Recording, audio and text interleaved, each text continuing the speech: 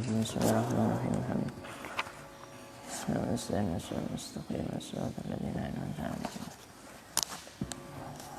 من جميع حاجاتنا الحسن. الفاتحة. أعوذ بالله من الشيطان الرجيم بسم الله الرحمن الرحيم الحمد لله.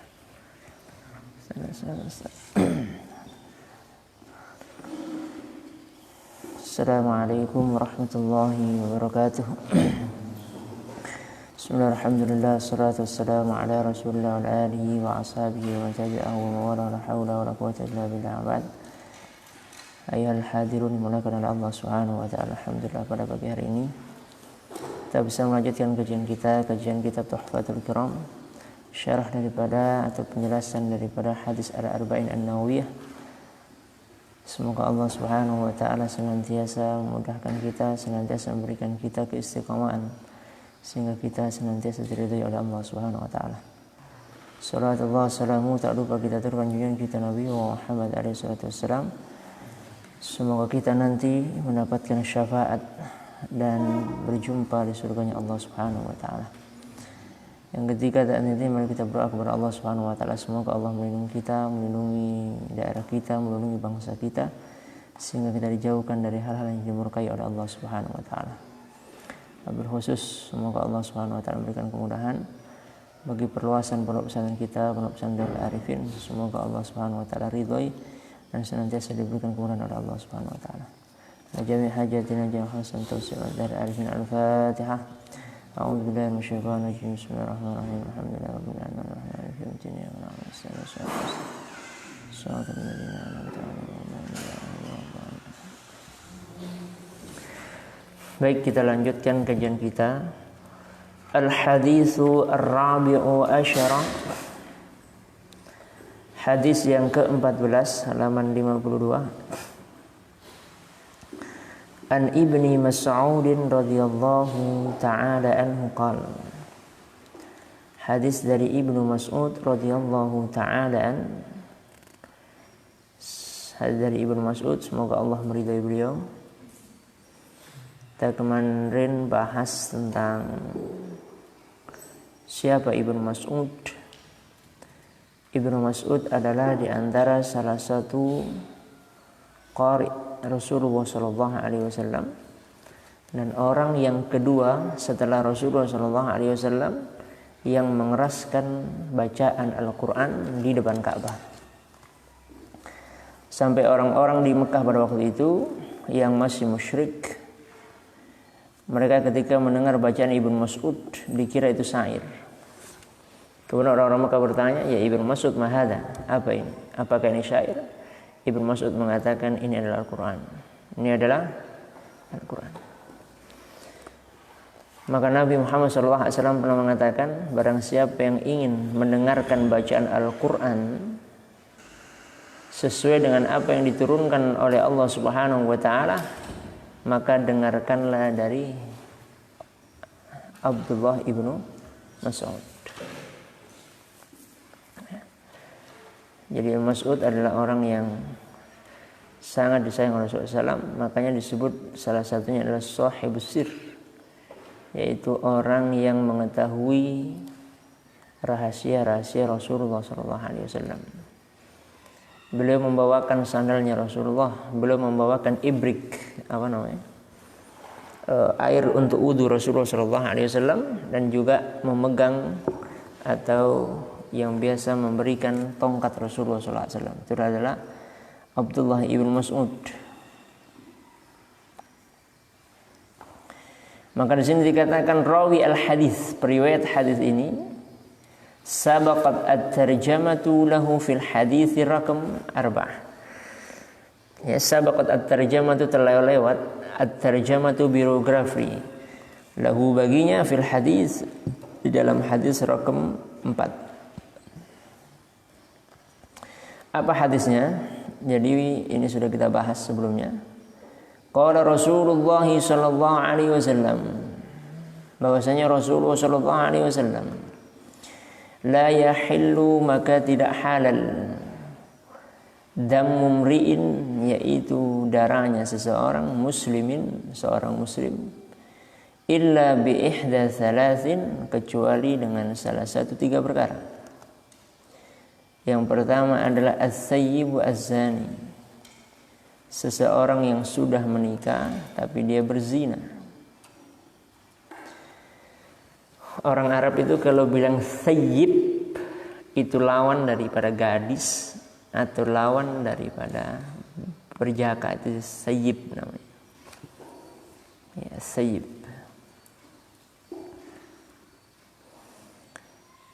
Yang kedua an-nafsu bin nafsi, orang yang membunuh ya jiwa dengan jiwa, artinya orang yang membunuh dengan sengaja. Yang ketiga at-tariku, orang yang meninggalkan lidinihi, agamanya, maksudnya agama Islam, al-mufariqu lil jamaah, yang itu apa? Al-mufariqu lil jamaah yaitu tercerai-berai dari jamaah atau keluar dari jamaah. Maksudnya jamaah di sini bukan kelompok, jamaah di sini artinya adalah Islam. Ya. Rawahul Bukhari wa Muslim, riwayat Imam Bukhari dan Muslim. Ma'aniul mufradat, makna-makna mufradat atau makna-makna kosakata. La yahillu dam, tidak halal darah. Artinya apa? Al-muradu al-qatlu. Yang dimaksud adalah pembunuhan. As-sayyibu, apa arti sayyib? Diddul al-bikr, lawan daripada gadis. Ya. Wal muradu, dan yang dimaksud adalah man sabaqa lahu, orang yang sebelumnya lahu baginya itu an-nikah, menikah.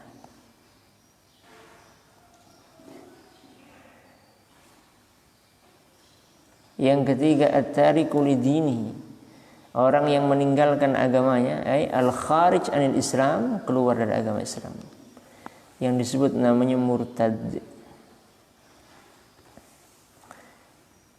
Penjelasan di sini, asyarhu. Yarsuduna ar-Rasul sallallahu alaihi wasallam, di sini Rasulullah SAW menunjukkan kepada kita ila hurmati qatlil muslim, terhadap haram hukumnya membunuh seorang Islam. Ya, seorang muslim. Kenapa? Wa anna dammahu masunun, karena darahnya umat Islam itu masun, terjaga. Madama alal Islam, selama dia beragama Islam. Makanya dalam hadis Sahih Muslim dikatakan al-qatil wal maqtul finnar. Orang kalau berantem itu ya, orang yang membunuh dan yang dibunuh masuk neraka mereka kedua-duanya. Kemudian ada sahabat protes, ya Rasulullah, oke, kalau membunuh dia masuk neraka, tapi kalau orang yang dibunuh bagaimana? Nabi mengatakan kalau yang dibunuh masih hidup pasti dia membunuh. Nah, gitu ya. Jadi kedua-duanya masuk neraka. Maka dalam Islam walakin yubaha qatalahu an tariqil ahkam, akan tetapi diperbolehkan membunuhnya dengan jalan hukum-hukum syariah, bi ihda thalathin, dengan salah satu dari tiga hal. Yang pertama adalah as-sayyib az-zani, seorang yang sudah menikah tapi dia berzina.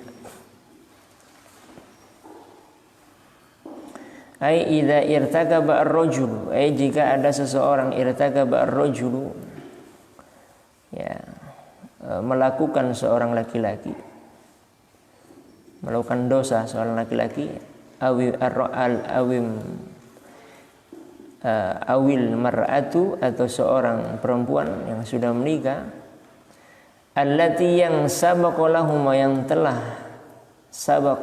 lewat lahuma keduanya, az-zawaj, yaitu menikah. Maka apa hukumannya? Jarimatuz zina, maka dia dihukumi apa? Adalah zina. Zina ada dua, zina muhsan dan zina ghairu muhsan. Zina yang ghairu muhsan itu bagi yang belum menikah, itu disebut namanya ghairu muhsan. Kalau zina muhsan itu sudah nikah. Muhsan itu artinya adalah terjaga, itu namanya muhsan. Fal uqubatu ar-rajm, maka hukumnya adalah rajm hatta al-maut, sampai meninggal dunia. Jazaan lahu pembalasan baginya, bagi laki-laki, aulaha atau perempuan, aulahuma atau keduanya. Tujuannya untuk apa? Wa takhwifan, yaitu untuk menakut-nakuti, wa radaan, dan untuk mencegah lil ghair, terhadap orang lain. Hatta la yuwaswisu lahu syaitan, sehingga tidak terbisikkan oleh syaitan. Wa yuqi'ahu fi zinah, dan tidak terjerumus kepada perzinahan. Ini dulu, ini pernah di tahun 70-an, itu pernah dilakukan di Sudan. Ya. Kemudian ketika Sudan itu tahun 70-an, makanya Sudan itu diembargo. Cukup lama Sudan diembargo itu karena menerapkan syariat ini. Ya. Baik, kemudian syarat dilepaskan dari embargo itu dengan catatan apa? Tidak menerapkan syariat. Ya. Nah, dulu menteri pertama kali yang menerapkan syariat itu adalah paman daripada Profesor Dr. Azhari yang pernah ke sini. Beliau cerita, demi Allah, kata beliau, walaupun yang diterapkan syariatnya itu baru juz'un minhu, baru sebagian saja, tapi saya ketika melihat, ketika belum meninggal dunia, itu tersenyum. Ya, itu tersenyum. Ya. Nah, karena kemudian banyak mendapatkan tekanan, maka pada tahun 89, ya, maka kemudian Sudan tidak menerapkan lagi syariat Islam, tapi kemudian hampir sama dengan undang-undang kita sekarang ini, demokrasi. Yang sekarang masih menerapkan ini salah satunya adalah Saudi Arabia. Ya, Saudi Arabia masih menerapkan. Makanya kalau kita ke Jeddah itu ada namanya Masjid Qisas. Nah, di sanalah dikisos orang-orang yang melakukan zina. Dan ini tidak sembarangan langsung dilakukan, zina gitu saja tidak sembarangan. Dulu di zaman Rasulullah SAW ada namanya Hilal bin Muawiyah, itu melihat istrinya selingkuh.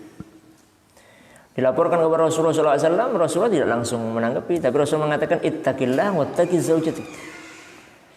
Ya, takutlah kamu kepada Allah dan takutlah kepada istri kamu. Jangan langsung asal tuduh. Jadi kemudian ini disampaikan Rasulullah SAW, ya. Tapi saya melihat langsung ya Rasulullah, kamu harus datangkan saksi. Jadi kalau orang itu melihat orang misalnya berzina, itu mohon maaf, saksinya harus 2, seorang laki-laki, dan itu harus betul-betul menyaksikan kalau yang berzina itu, mohon maaf, memasukkan barangnya kepada seorang perempuan itu. Harus betul-betul melihat. Kalau tidak diterima persaksiannya. Itu apa? Supaya tidak sembarangan menuduh. Laporannya sampai 3 kali. Besok lagi laporan, melihat langsung, mengatakan ittaqillah wattaqi zaujatik. Karena qadzaf, menuduh orang baik-baik berbuat zina, itu berat hukumnya. Dan itu termasuk dosa besar. Ya, makanya infotainment yang menyebarkan tentang hal yang, apalagi tentang masalah perselingkuhan atau tidak benar misalnya. Ya, itu kalau misalnya tidak benar, itu kalau kemudian dipercaya misalnya, dosanya besar sekali. Ya. Dan itu kalau tidak terbukti, maka itu dicambuk 80 kali. Itu kalau dalam syariat Islam. Kalau nggak terbukti, ya, makanya berat sekali. Nah, dulu ada perempuan dari suku Juhaina datang kepada Rasulullah SAW dalam kondisi hamil. Ada mengatakan hamil 2 bulan, ada mengatakan hamil 4 bulan. Datang kepada Rasulullah SAW, ya Rasulullah, saya telah berzina. Kemudian Rasulullah mengatakan, apakah betul? Itu Nabi nggak langsung terima, ditanya lagi sampai 3 kali karena takut. Saya berzina ya Rasulullah, saya berzina. Dan saya sudah hamil 2 bulan. Nabi mengatakan apa? Ya sudah, tunggu anakmu lahir dulu, baru kemudian dirajam. Udah setelah anaknya lahir, kemudian dirajam perempuan ini, disolatkan oleh Rasulullah SAW. Umar protes, ya Rasulullah, kenapa engkau solatkan perempuan ini? Maka akan dikatakan Nabi, perempuan ini lebih baik karena menjalankan syariat Allah.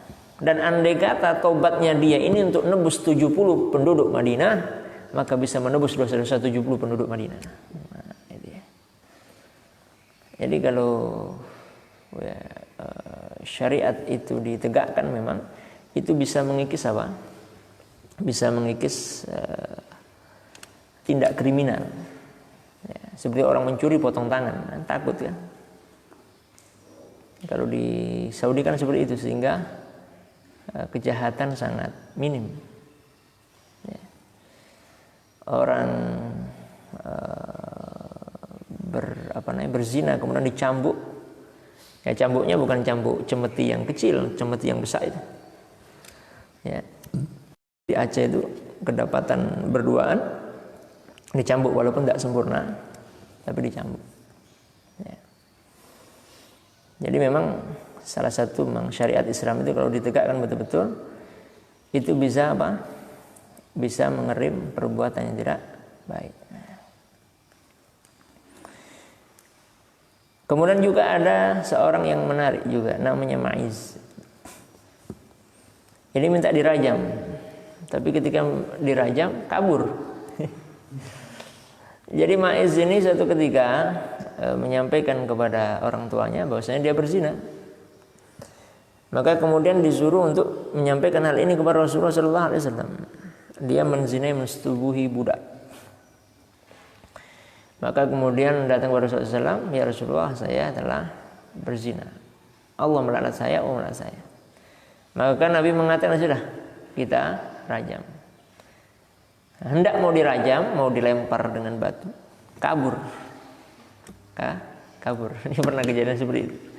Akhirnya ditangkap lagi, kemudian dirajam sampai meninggal dunia. Di sini bukan berarti Islam itu kejam, tidak. Artinya itu harus hati-hati menjaga kehormatan seseorang, menjaga kehormatan. Karena kalau nanti banyaknya perzinahan di mana-mana, maka akan merusak nasab. Akan merusak nasab. Maka dikatakan faidatun, qala Ibnu Mas'ud radhiyallahu an.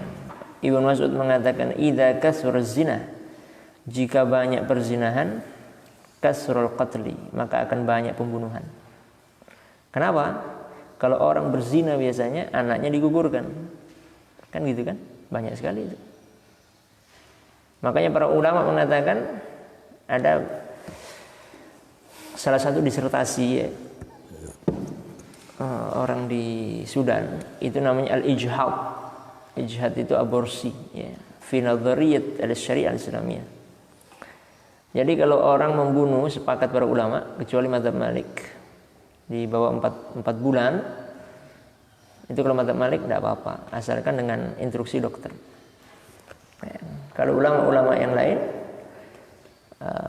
mengatakan itu hukumnya tidak diperbolehkan. Hukumnya tidak diperbolehkan. Karena dianggap membunuh seseorang, tidak diperbolehkan. Maka kalau banyaknya pembunuhan, idza kasura zina, jika sudah banyak perzinahan, kasrul qatl, banyaknya pembunuhan, maka yang terjadi apa? Wa waqa'at ta'un, maka akan banyak wabah yang menyebar. Nah, boleh jadi ini karena banyaknya perzinahan, maka banyak wabah-wabah yang tidak jelas keluar. Maka nanti di dalam hadis riwayat Tabrani mengatakan, salah satu tanda sudah dekat hari kiamat itu ketika perzinahan sudah nampak di mana-mana. Ya. Maka Nabi pernah mengatakan dulu di zaman kita, kata Nabi, ada orang yang takut melaksanakan dosa besar, ya. Takut melaksanakan dosa besar. Akan datang sebuah masa orang yang menganggap dosa besar. Sekarang mohon maaf nih, sekarang orang hamil di luar nikah dianggap biasa. Kan gitu kan? Zaman dulu aib. Kalau ketahuan langsung, kalau dia masih muda dijilid, dicambuk dia. Ya. Makanya masih ada di daerah-daerah itu bagus apa untuk efek jerah itu, walaupun tidak dijilid itu apa, ada cuci kampung. Kan gitu ya. Ada dosa kecil zaman dulu dianggap dosa besar, sekarang dosa besar itu dianggap dosa kecil yang biasa. Itu terjadi zaman sekarang. Ya, na'udzubillah. Maka oleh sebab itu faidahnya syurutul ihsan, syarat-syarat ihsan, zina muhsan itu. Al-islamu islam, wal bulughu baligh, wal aqlu dan berakal, wal hurriyah dan merdeka, wal aqdu as-sahih dan kemudian akad yang benar.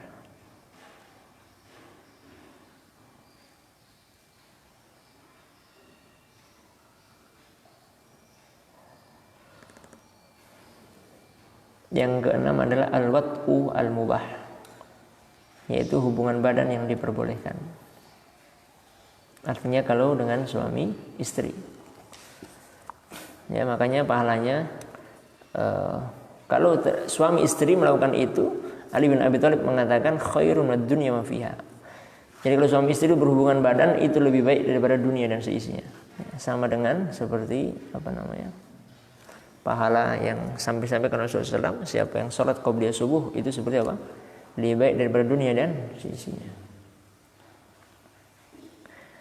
Masalatun, permasalahannya, idza kana ar-rajulu lam yatazawwaj, jika ada seseorang lam yatazawwaj, belum menikah, tsumma zina, kemudian dia berzina, atau tsumma zana, kemudian dia berzina bi imra'atin, dengan seorang perempuan, maka falaysa muhsinan, maka tidak dianggap muhsan, li'annahu wat'u haramun, karena itu adalah hubungan badan yang diharamkan.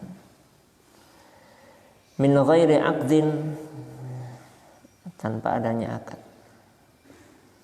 Makanya akad itu penting sekali.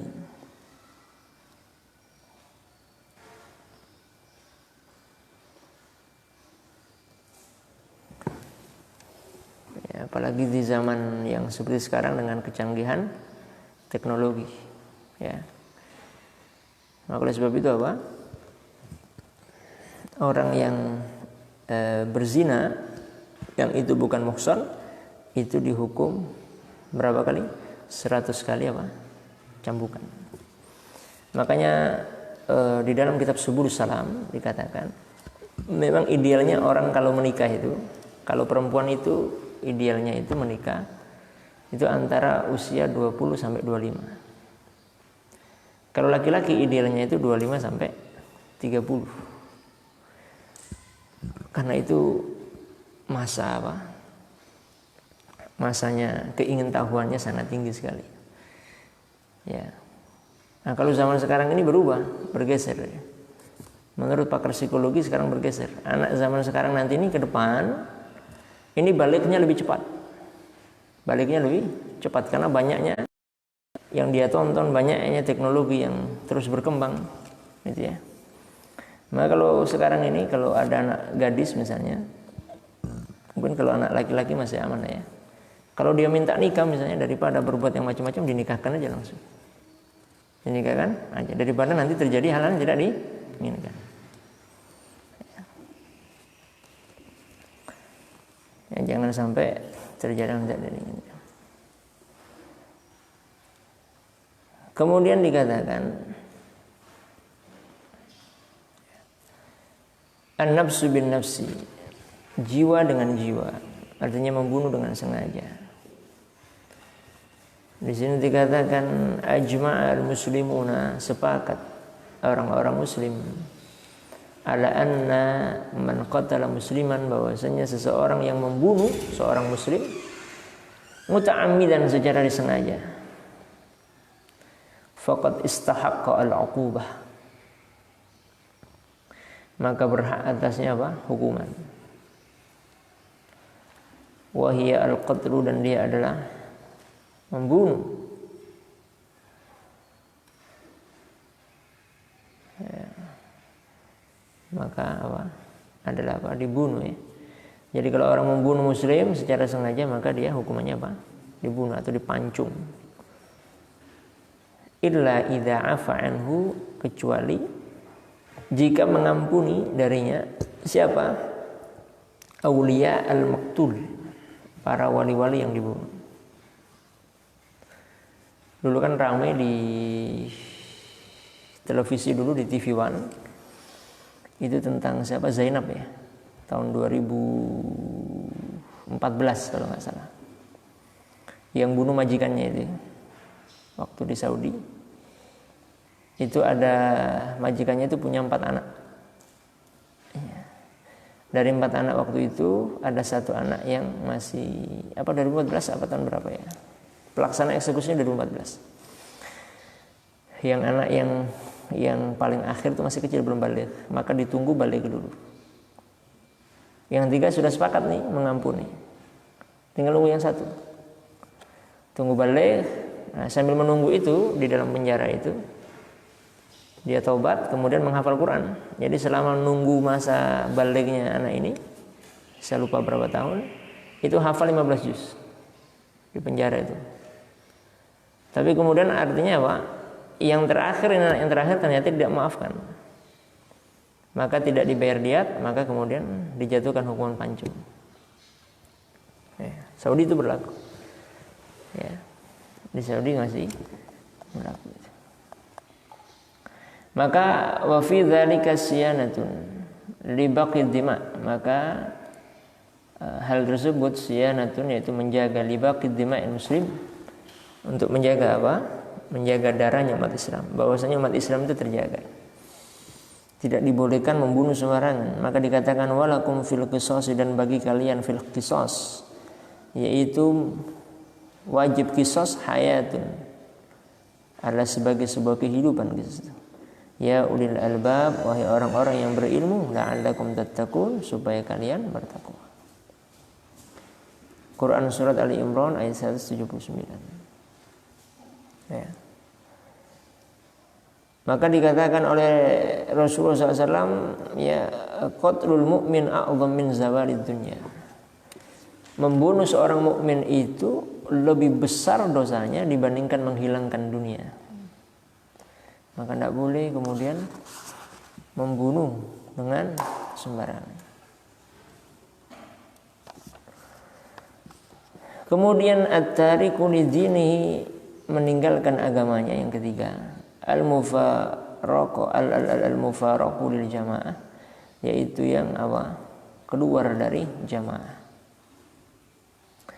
Al-muradu al-murtad, di sini dimaksud adalah murtad. Dari jamaah di sini maksudnya kelompok besar, ya. Kelompok umat Islam. Ai alladzi kana musliman, yaitu ada seorang muslim summa kharaja 'anil Islam. Kemudian dia keluar dari agama Islam bil qaul, dengan ucapan, au fi'l, atau dengan perbuatan. Nah, ada orang seperti ini di dalam Islam apa? Fa'alal imam, maka oleh sebab itu seorang imam atau seorang hakim atau seorang pimpinan di daerahnya itu ayyutihi, yaitu memberikan al-fursah keringanan, kayyaudu ilal Islam, supaya dia kembali kepada Islam.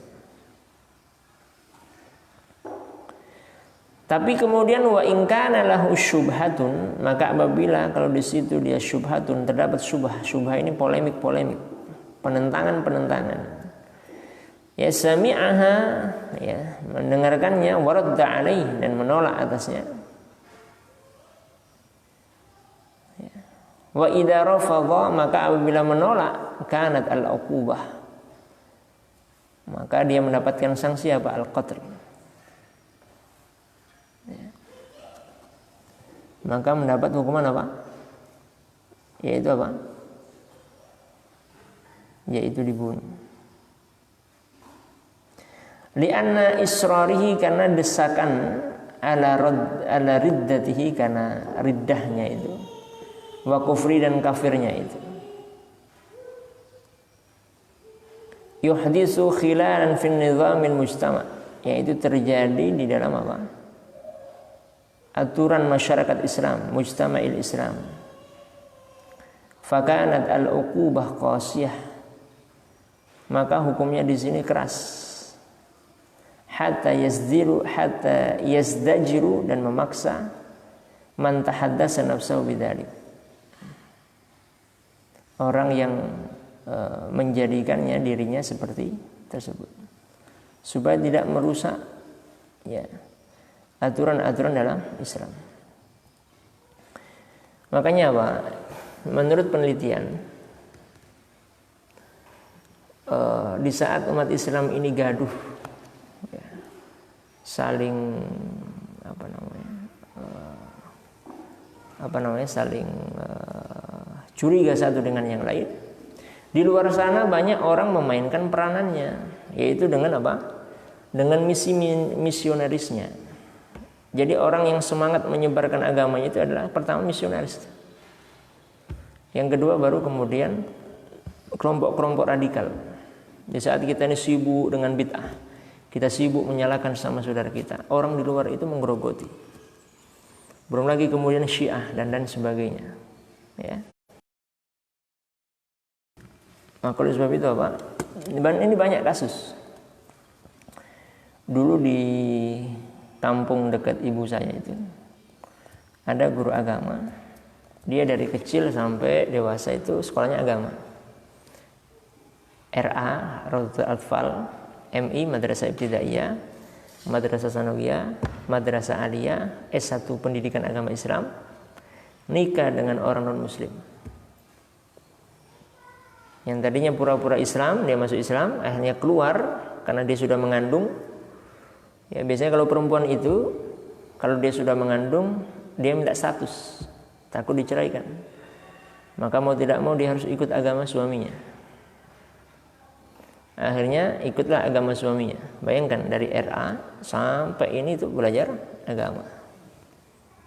Makanya hati-hati. Jangan kemudian nikah keren-kerenan. Banyak itu keren-keren kan. Saya nikah dengan bule. Saya akan bimbing ke jalan yang benar. Bukan dibimbing, malah kamu yang rusak.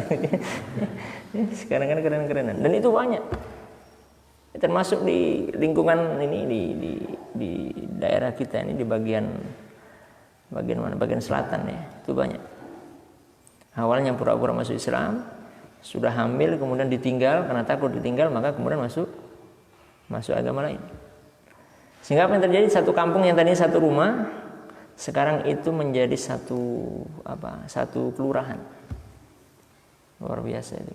Nauzubillah min dzalik. Nah, sementara kita ini sibuk dengan saling ini. Sementara orang di luar sana itu sibuk untuk mengurangi umat Islam. Ya. Maka kita ini tidak perlulah lagi kemudian menyalahkan orang yang sudah di masjid, sudah bagus-bagus ke masjid, masih disalahkan. Yang perlu kita bina ini orang-orang yang tidak paham tentang Islam. Jangan perlu lagi bina itu. Ya. Bahada huwa ar-ra'yu al-jumhur, dan ini adalah pendapat jumhur. Qala Rasulullah SAW. Rasulullah SAW bersabda, man baddala dinahu, siapa yang mengganti agamanya, faqtuluhu, maka itu halal darahnya. Rawahu al-Bukhari. Di sini diriwayatkan Imam Bukhari fi sahihi, dalam sahihnya, di dalam kitab Istibanatil Murtadin, yaitu menerangkan tentang murtad wa mu'anidin, dan orang-orang yang menyimpang, wa qitalihim, dan membunuhnya. Qala al-Imam Ibnu Mulkin. Imam Ibnu Mulkin mengatakan rahimahu wa ta'ala, semoga Allah merahmati beliau. Al-Thayyib Az-Zani, seorang yang sudah menikah, ya, li'annahu hataka ismatullah, sesungguhnya dia menghilangkan penjagaan Allah. Ya, wa ubihu damahu, dan kemudian apa? Dan memperbolehkan darahnya. Wa fihi mafsadatun 'azimatun, dan dalamnya terdapat mafsadah yang sangat besar. maka faqtadat al-hikmah. Maka di sini apa? Maka hikmahnya apa? Yaitu dara'aha bidzalik, yaitu menolak hal tersebut.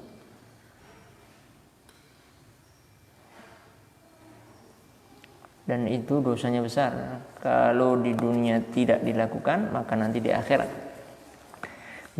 ditaruh di neraka jahanam selamanya. Nauzubillah min dzalik.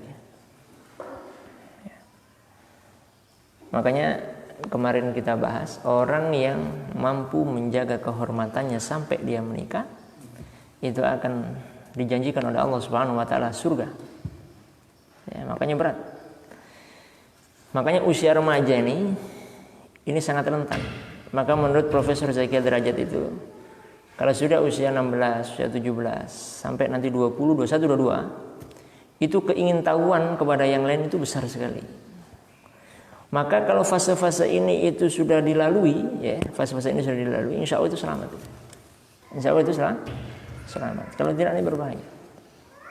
Ya. Kalau tidak itu berbahaya. Makanya Rasulullah mengatakan tungkahu ya almar'atu li arba'in, dinikahi seorang perempuan karena 4 ataupun laki-laki. Karena apa? Karena cantiknya, karena liha, karena hartanya, karena nasabnya, karena agamanya. Kalau 3 nggak ada, yang dipilih adalah agamanya. Fadfar lidzatid din taribat yadak. Pilihlah agamanya karena bisa menyelamatkan kamu. Kalau cuma cantik saja, sampai kapan cantik? Tua keriput. Kalau cuma banyak harta, belum tentu. Tiba-tiba Allah hilangkan hartanya. Kemudian nasab. Ya kalau bisa jaga nasabnya, kalau tidak. Makanya Ali pernah mengatakan, laisa syarafu bin nasab, walakinna syarafu bil ilm wal adab. Tidaklah orang itu dikatakan mulia karena nasabnya, karena akhlak dengan ilmunya. Yang keempat tuh agamanya, penting agamanya. Ya, pernah suatu ketika ada kejadian di salah satu daerah, itu ada waktu itu seorang A menikah dengan seorang perempuan. Perempuan ini tidak berjilbab, tidak berhijab, tidak yang lain, gitu ya. Dan backgroundnya pun secara ini tidak jelas. Sudah diperingatkan nanti akan berat, sudah dikasih tahu akan berat kalau menikah dengan fulan, tapi tetap dia mengatakan apa? Saya akan bimbing dia. Nah, sudah kemudian nikah. Suatu ketika ini punya adiknya B, ya tinggal di situ bersama kakaknya. Setelah tinggal di situ bersama kakaknya, apa yang terjadi? Suatu ketika nggak masuk kerja, sakit adiknya ini. Karena sakit yang rawat adalah kakak iparnya. Ketika dirawat, ya, dikasih minum, dikasih makan, disuapin, dipijat, akhirnya terjadi hal yang tidak diinginkan. Yang terjadi apa? Adiknya suka kepada kakak iparnya. Akhirnya tadinya tidak masuk kerja, izin terus, nggak masuk kerja terus, akhirnya sakit terus. Yang terjadi apa? Akhirnya nikah lari dengan adiknya. Karena apa? Karena tidak paham agama. Makanya agama itu penting sekali. Agama itu sangat penting sekali. Ada lagi kejadian di lapangan. Ya. Anaknya meninggal. Jadi menantunya janda. Anaknya meninggal berarti menantunya janda. Dinikahi oleh mertuanya sendiri. Kasihan karena sendirian. Nah, ini tidak dibenarkan. Ya. Nah, ini banyak terjadi di lapangan ya. Nauzubillah semua nauzubillah. Ini banyak sekali kejadian-kejadian yang seperti itu. Maka sini saya katakan faidahnya wan nafsu bin nafsi. Kemudian jiwa dengan jiwa. Membunuh dengan sengaja. Walamma hataka ismatun nafsi, dan tatkala menghilangkan penjagaan diri, wahia azimatun, dan ini adalah apa? Yang sangat besar. Akhadha fi muqabilati an-nafs al-ma'sumah, yang mengambil untuk apa? yaitu menghadapkan jiwa dari yang terjaga. Artinya ini merusak jiwa yang sudah dijaga oleh Allah Subhanahu wa taala. Wa huwa maslahatun jismiyatun, dan ini adalah maslahah jismiyatun, jisim. Qala ta'ala, Allah mengatakan di dalam Al-Qur'an, walakum fil qisasi, dan di dalam qisas itu apa? Hayatun, ada kehidupan, ya ulil albab, wahai orang yang berilmu, la'allakum tattaqun, supaya kalian bertakwa. Maka nanti pembunuhan itu ada 3. Ada pembunuhan disengaja. Memang disengaja nih kan, direncanakan. Yang kedua ada namanya syibhul amd, pembunuhan yang semi sengaja. Contoh, saya melempar ballpoint, ya. Saya sengaja mau melempar ballpoint. Kan kalau orang kebiasaan kalau dilempar ballpoint nggak mungkin meninggal dunia kan? Dilempar, meninggal dunia dia. Ini disebut namanya syibhul amd. Ya. Jadi kalau seperti ini dia tidak dapat hukuman jarimah pembunuhan, tapi dihukum diat. Diatnya berat. Ini karena membunuh syibhul amd. Yang ketiga adalah pembunuhan al-qatl al-khata', pembunuhan yang salah. Misalnya berburu burung atau berburu yang lain. Pas nembak, dor, kena orang, meninggal dia. Ini kan nggak sengaja kan? Tidak sengaja. Maka ini tidak dihukumi jarimatul qatl, tidak dibunuh, tapi hukumannya dengan bayar diat, tapi diatnya ringan. Nanti kalau babul qatl, bab pembunuhan, nanti ini kita bahas secara rinci.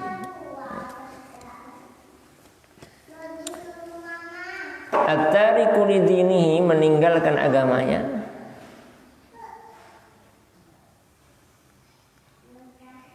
Fa innahu hillun nizami aqdil Islam.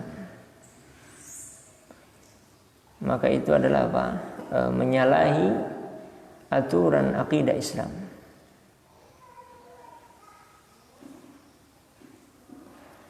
Fawajaba muqatilahu, maka wajib muqatilatuhu,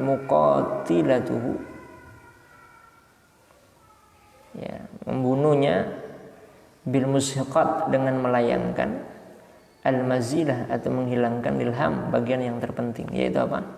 Ar-ra'su, kepala. Maka kalau di Saudi itu apa? Kalau dalam hukum Islam itu kalau orang meninggalkan agamanya betul-betul keluar, diajak balik lagi ke kesempatan, diajak balik nggak mau, diajak balik nggak mau, diajak balik nggak mau, itu nggak apa-apa.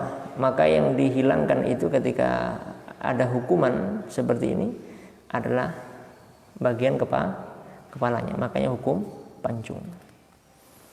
Maka kalau kita tengok itu di Saudi, di Masjid Al-Qisas, di mana? Seram sekali, tempatnya seram sekali. Jadi kalau ada orang melakukan misalnya ini zina, atau melakukan dia pembunuhan, atau melakukan dia pencurian, itu masyarakat diundang, diumumkan, dikasih lebaran, supaya tahu, supaya nanti ketika melakukan itu dia takut. Ya. Siapa yang tega misalnya dipotong tangan misalnya, nengok, kan kita takut. Jadi kalau ada potong tangan misalnya, potong tangan kan dipotong bagian sebelah kanan, potong. Dia nyuri lagi, potong sebelah kiri. Nyuri lagi, potong bagian pergelangan ini. Nyuri lagi, potong sini. Nyuri lagi, potong sini. Nyuri lagi, potong sini. Nyuri lagi kakinya. Nyuri lagi, potong sini. Jadi motongnya nggak asal motong, langsung potong sini, bukan, dia potong sininya. Jadi ada aturan motong. Ya, itu supaya apa? Untuk menakut-nakuti. Dulu ada kasus tahun entah 2013 atau 2015 saya lupa. Ada orang berangkat haji. Tujuan berangkat haji adalah nyuri. Tujuan berangkat haji nyuri, Pak. Ini betul. Jadi nyuri di pusaran tawaf. Nah, kemudian qadarullah takdirkan ketika nyuri yang terakhir, Ya mungkin kalau nggak ketangkep mungkin nggak terakhir ini. Itu ketahuan CCTV. Ketahuan CCTV. Sepasang suami istri. Ditangkaplah, diadili. Tangkap, diadili. Kemudian di sana, jadi karena ini CCTV tidak saksi langsung, maka hukumnya diperingan, penjara 7 tahun. Nah, mau naik banding. Hakimnya mengatakan kalau banding kalah, potong tangan, takut. Nggak jadi potong, nggak jadi banding. Dibandingkan hilang ini, maka lebih baik di penjara. Ini pernah kejadian. Ya. Pernah kejadian.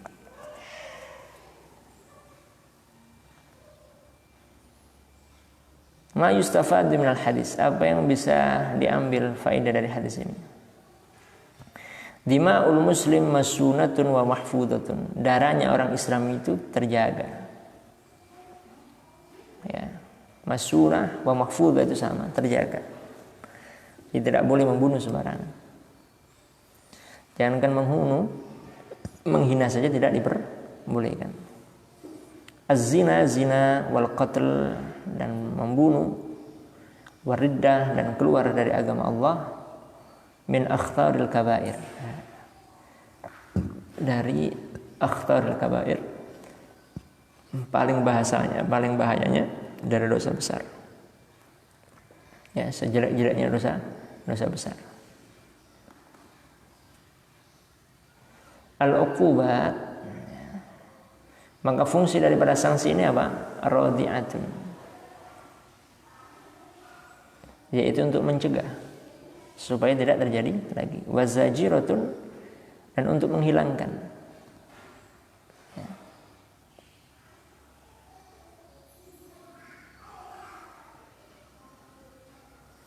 Yang keempat, al-hithu ala iltizami jama'atil muslimin, mendorong untuk senantiasa iltizam, istiqamah atau kontinuitas di dalam komunitas umat Islam, wa adamus syududi anhum, dan tanpa adanya celaan anhum bagi mereka. Jadi istiqamah dalam Islam. Makanya dulu semangat para pendiri seperti misalnya Kiai Ahmad Dahlan, kemudian Kiai Hasyim Asy'ari, kemudian ada Hasan Al-Banna, kemudian ada Taqiyuddin Nabhani. Dulu awal-awal dulu ada Abul Ala Al-Maududi dan banyak lagi yang lain. Semangatnya dulu menyatukan umat Islam. Semangatnya menyatukan umat Islam. Ya. Maka oleh sebab itu dulu semangat pendiri-pendiri ormas itu bagaimana mendirikan ormas ini, bagaimana umat Islam itu bisa belajar secara baik, supaya umat Islam kemudian mendapatkan hal yang baik, tidak kemudian keluar dari agamanya. Seperti misalnya kita dengan orang kampung yang sudah tradisinya itu abangan misalnya, kan susah. Dakwah ke orang kampung itu yang paling mudah itu dengan apa? Ya dengan dikumpulkan. Dikumpulkan itu melalui tahdilan. Makanya muncullah kemudian ormas NU. Dakwah di kota, orang kota ini kan sibuk. Dakwah yang paling ringan itu praktis. Maka kemudian ini dibentuk oleh Kiai siapa? Ahmad Dahlan. Maka beliau dakwahnya di perkotaan di Jogja. Maka sebenarnya semuanya saling mengisi. Semuanya saling mengisi sebenarnya. Ya, karena ngurus di kampung ngajak orang untuk beribadah itu berat. Saya pernah di satu kampung di Tangerang Selatan. Itu terkenal satu kampungnya itu adalah kampung merah. Ya, artinya susah. Zuhur azan. Azan iqamat salat sendirian. Zuhur asar. Maghrib isya 2-3 orang. Ketua masjidnya dengan marbot. Subuh tidak ada lagi. Jadi, susah sekali ngajak orang ke masjid. Susah sekali ngajak orang ke masjid. Nah, saya dapat kabar, Ustaz hati-hati. Kenapa? Kemarin di situ ada Ustaz yang dibakar katanya. Ada Ustaz yang dibakar, itu betul sebelumnya. Wong ngaji lah gitu kan, ngaji. ngaji kemudian ya memang betul ngaji kemudian apa ada orang datengin ngaji apa nih katanya ya ngaji benar waktu itu ngaji kitab Jurumiyah dengan ngaji kitab Arba'in kalau nggak salah ya sudah Pak saya nggak mau panjang-panjang lagi kan kayak saya denger ya dibakar sebelumnya sudah saya pindah baik besoknya saya dipanggil Pak Lurah ini Almi Gontor Pak Lurahnya Ustaz, waktu itu saya belum ke Sudan. Baru usia berapa? 19 tahun kalau nggak salah. Masih imut-imut lah. Jadi Pak Lurahnya bilang, saya minta KTP. Fotokopi KTP-nya. Kenapa? Nah itu tanah saya di situ katanya. Ada sekitar mungkin 0,5 hektar. Atau 1 hektar lupa saya. Itu ambil Ustaz, bangunlah di situ katanya. Karena saya tengok kan, wah ini masih panjang saya ini kan. Saya bilang ke Pak Lurah, nggak usah lah Pak Lurah. Nanti baik, kayaknya saya nggak cocok di sini. Saya ke tempat yang lain saja. Tapi waktu itu setelah itu, alhamdulillah sekarang sudah ada pondok pesantren di situ. Pondok pesantren tahfidz sudah bagus. Dulu susah ngajak orang ke masjid ini susah. Ya. Kemudian ada lagi masjid. Ya. Ini juga susah sekali. Saya pindah ke tempat yang baru lagi. Masjid ini masih banyak anjing. Depan masjid ini lapangan bola luas. Itu kalau malam anak pang masjid. Kalau bahasa orang Julu itu namanya pang kan. Kalau malam itu jam 9 kumpul banyak di lapangan jongkok. Kalau orang paham lah kalau bahasa dulu jongkok itu bagaimana. Kita sedih sekali melihat itu. Jadi kalau kita lewat ngajar dulu kan nggak ada di situ dulu kita buat namanya LTTQ Lembaga Tahsin dan Tahfidzul Quran. Kalau kita lewat bubar. Kalau nggak ada kumpul lagi. Alangkah beratnya dalam berdakwah ini. Sudah. Kemudian akhirnya kita dirikanlah lembaga itu. Lama-lama ini kemudian apa? Tidak ada. Di situ tadinya anti ke pesantren, terlagi dia susah orang diajak ke pesantren. Kemudian saya tengok di situ ada beberapa anak yang cukup bagus. Saya bilang ini lebih baik di pesantren. Kalau nanti mau di kampung ini ada regenerasi. Kalau tidak nanti kasihan kampung. Awalnya susah orang tuanya mikir. Akhirnya sekitar hampir mau setahun baru bilang, Ustaz, akhirnya saya kirimlah ke Darul Ulum waktu itu. Ke Darul Ulum Rejoso. Maka kami ini kalau untuk menyambungkan tali silaturahim dengan masyayikh, dengan para guru, kami selalu ngirim santri ke Darul Ulum. Ya, walaupun bukan dari mana, setiap saya di daerah manapun, saya kasih rekomendasi ke Darul Ulum saja. Itu minimal untuk menyambung silaturahim. Saya di sana ada 2 anak. Tadinya 2 anak ini. Alhamdulillah dari sana yang satu hafal 25 juz, satu hafal 20 juz. Ya. Balik mereka pulang menyelesaikan hafalannya, dapatlah beasiswa. Satu ke Turki, satu ke UIN waktu itu. Sampai sekarang sudah baru selesai S2 ini, mau selesai S2. Ya. Nah, dari ini kemudian hampir di situ banyak anaknya kemudian masuk pesantren. Anak pang dulu ini, pang yang tadinya di situ pindah ke lapangan yang lain, ke belakang masjid. Nah, kemudian setelah pindah itu kita nih ngajar lagi. Kebetulan namanya dulu mahasiswa ya. Mahasiswa ini kan nyari bagaimana tempat yang gratis kan. Saya dipindah tempat tinggal saya di belakang situ. Ya, ada bapak angkat. Lewat saya ngajar, bubar lagi. Kalau nggak ada lagi malam kumpul lagi. Ini betul-betul anak pang ini bubar setelah ada satu orang yang meninggal, preman.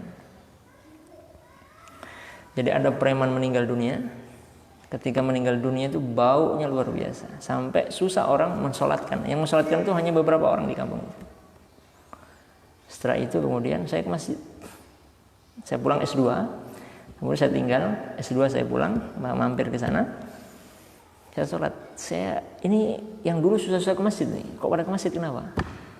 Ternyata ada cerita. Bahwasanya ada orang meninggal dunia. Preman di situ kemudian apa? Jenazahnya itu bau. Dan ini cerita nyata, kisah nyata. Maka kemudian banyak orang bertaubat. Nah, sekarang anak-anak pang itu yang tadinya nakal itu sekarang jadi muadzin. Muadzin di awal waktu, 5 waktu dia azan sambil jualan nasi goreng. Nah, itu kita nggak tahu hidayah dari Allah Subhanahu wa taala. Memang kadang berjuang itu butuh waktu. Maka semoga Allah Subhanahu wa taala menjaga keistiqomahan kita dan kita dijaga istiqomahnya sampai nanti di akhir hidup kita dengan baca la ilaha illallah. Al-Fatihah. A'udzubillahi minasyaitonir rajim. Bismillahirrahmanirrahim. Alhamdulillahirabbil alamin. Ar-Rahim maliki yaumiddin. Iyyaka na'budu wa iyyaka nasta'in. Ihdinas mustaqim shiratal ladzina an'amta 'alaihim ghairil maghdubi 'alaihim waladdallin. Rabbi fanfa'na bi barakatihim wahdina al-husna bi hurmatihim wa amitna fi tariqatihim ومعافاتهم رب فانفعنا ببركتهم واهدنا الحسنى بحرمتهم وأمتنا في طريقتهم ومعافاتهم من الفتن رب فانفعنا ببركتهم واهدنا الحسنى بحرمتهم وأمتنا في طريقتهم ومعافاتهم من لي 5 أطفئ بها حار الوباء الحاطم المصطفى والمرتضى وناهما والفاتح لي 5 أطفئ بها حار الوباء الحاطم المصطفى والمرتضى وابناهما والفاتح لي 5 أطفئ بها حار الوباء الحاطم المصطفى والمرتضى وابناهما والفاتح. أعوذ بالله من الشيطان الرجيم. بسم الله الرحمن الرحيم. اللهم يا اللهم صل وسلم وبارك على سيدنا محمد الحمد لله رب العالمين.